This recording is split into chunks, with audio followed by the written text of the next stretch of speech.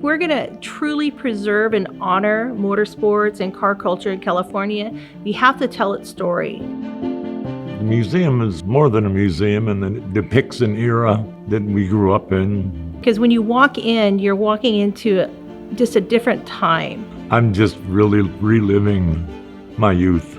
They're walking through his story. That excitement, just something I don't want to forget. All these things mean something to me. You see his enthusiasm for the automobile, for the car culture.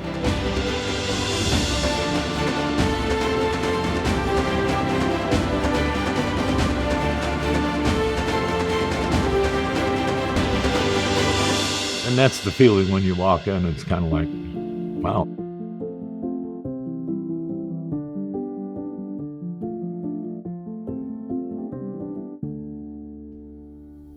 My dad had a gas station from the day I was born, a Texaco gas station.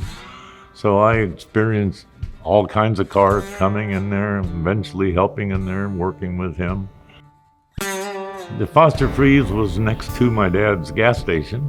Speed shops, they were around all over. It was always fun to go look at and see if you could afford to get the latest speed equipment. Each one of the cars have their own incredible story. We call it red wine. Totally built from the ground up.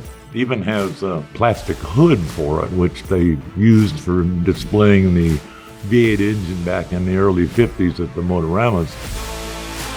Crazy looking, nice car with that bullet nose. Just has a special meaning because it's a Studebaker. Superbirds and the Plymouths and the Dodges, they eventually outlawed them in NASCAR because they were too fast. But we had to have that and represent the NASCAR experience. George Barris authorized that automobile. I think it's the number 10 that was ever built. Set up to shoot flames out the back if you light it off. They've been made very popular by television programs that depict the car as kind of the main character in a lot of them. Christine, the dangerous car, if you've ever seen that. Believe it or not, there's still a DeLorean dealer in Huntington Beach who actually built the original one for the movie, took it down to them and said, "Can you duplicate that?" And they did, except it doesn't lift off very well.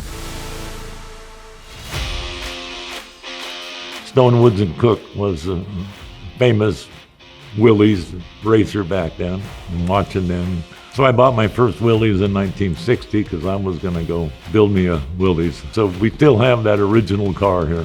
We wanted to have all the different models of Willys that we could. I think we have 50 of them all together. But it all started when I went to Lions Drag Strip in the late 50s. I think it's fair to say that the significance of the Lions associated drag strip was the culture that it generated at a time in motorsports history in Southern California when it really stood out as pretty much the epicenter of motorsport in not only Southern California, but the entire world. Kenny Youngblood, who was a very famous artist and racer, started the Lions Museum with his design and his murals. Yvonne Masalas joined him, and two of them worked together on doing most of the murals. We have back there that original Stone Woods and Cook Willys gasser.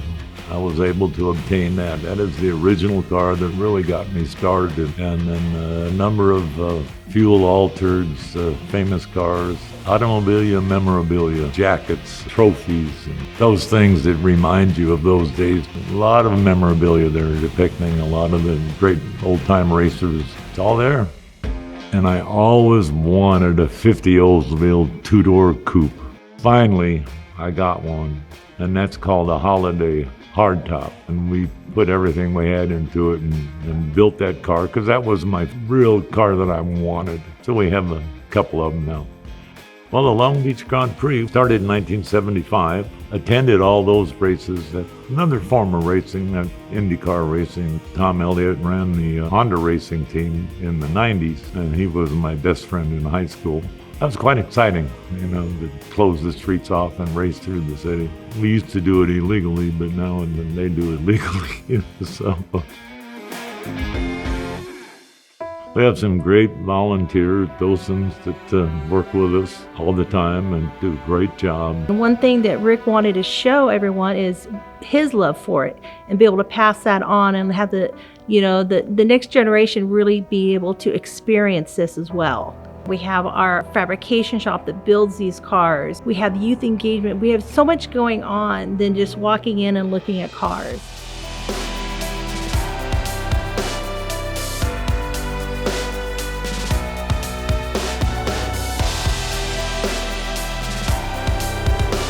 It's just really a pleasure to pass this on.